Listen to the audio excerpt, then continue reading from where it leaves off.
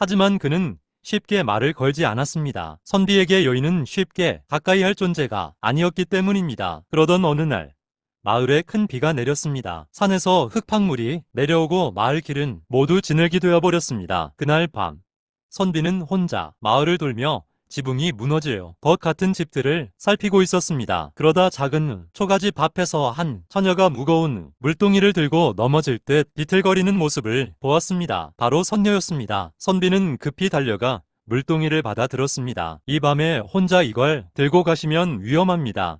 선녀는 잠시 놀란 눈으로 선비를 바라보았습니다. 빗물이 떨어지는 어둠 속에서도 그의 눈빛은 여전히 따뜻했습니다. 괜찮습니다. 제가 할 일입니다. 선녀는 그렇게 말했지만 선비는 고개를 저었습니다. 무거운 일은 나눠야 합니다.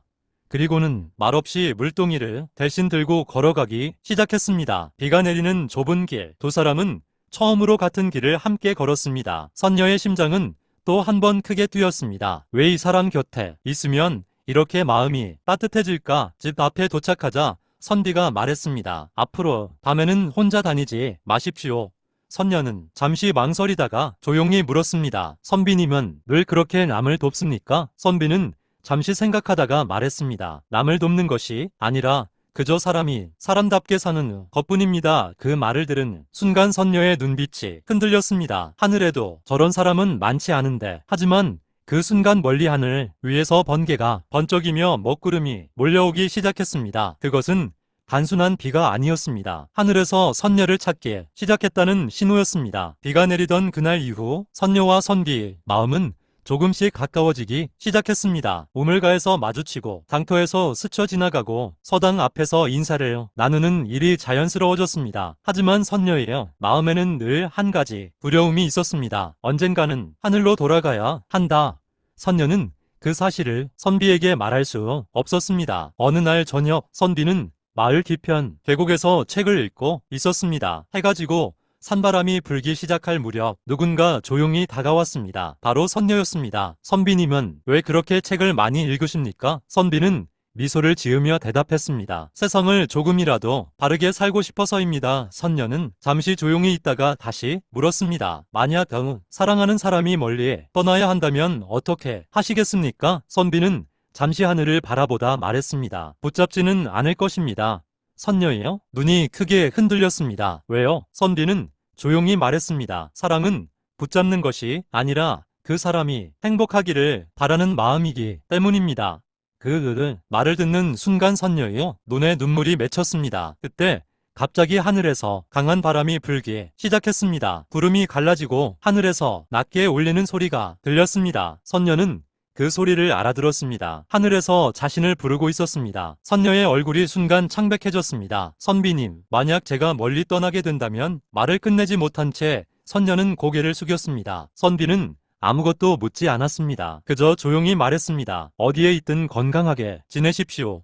그 순간 선녀의 눈에서 눈물이 떨어졌습니다. 선비는 아직 모르고 있었습니다. 자신이 사랑하게 된 그 여인이 하늘에서 내려온 선녀라는 사실을. 그날 이후 선녀의 마음은 더욱 무거워졌습니다. 선비와 함께 있는 시간은 따뜻했지만 하늘에서 자신을 부르고 있다는 사실을 모른 척할 수 없었기 때문입니다. 낮에는 웃을 수 있었습니다. 장터에서 스쳐도 웃고 우물가에서 마주쳐도 웃고 서당 앞에서 인사를 나눌 때도 아무 일 없는 듯 웃을 수 있었습니다. 하지만 밤이 되면 선녀는 홀로 하늘을 올려다보며 조용히 눈물을 삼켰습니다.